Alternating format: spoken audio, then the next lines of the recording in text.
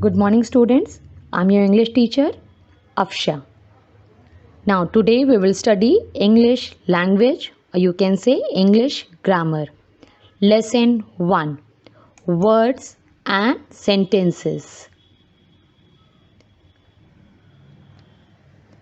First, we will study about letters and then we will frame words. Letters.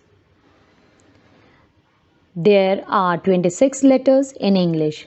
They are A, B, C, D, E, F, G, H, I, J, K, L, M, N, O, P, Q, R, S, T, U, V, W, X, Y and Z.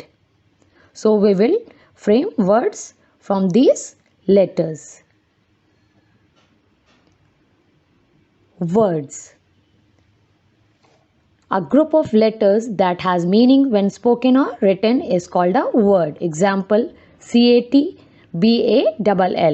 We are framing cat from letter C, A and T. They are arranged in correct order and they are giving meaning.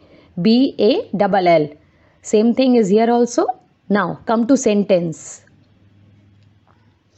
What is a sentence? A group of words arranged in correct order and makes complete sense by itself is called a sentence.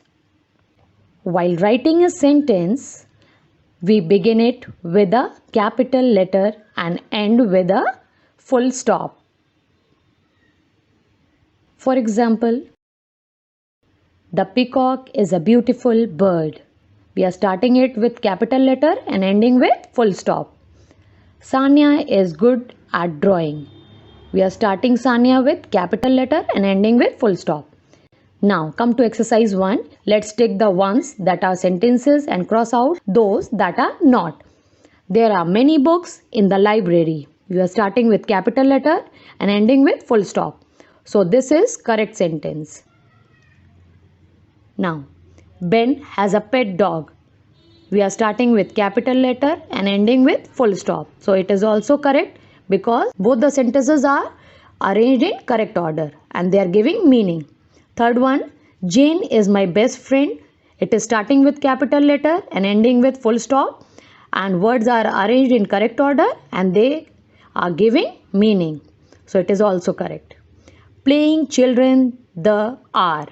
This sentence starting with capital letter and ending with full stop, but words are not arranged properly, so it is incorrect.